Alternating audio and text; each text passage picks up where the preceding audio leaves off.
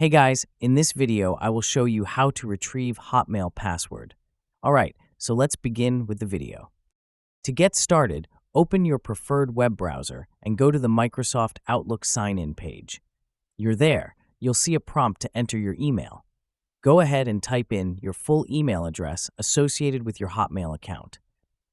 After entering your email, click on the Next button. At this stage, the system will check if the account exists in their database. Once you've clicked to sign in, you might realize that you don't quite remember your password.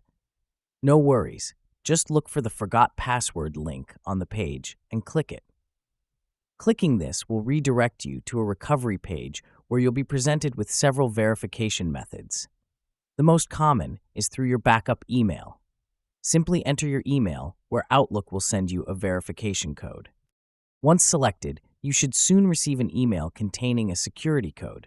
Open your email client, check your inbox for a message from Microsoft, and retrieve the code.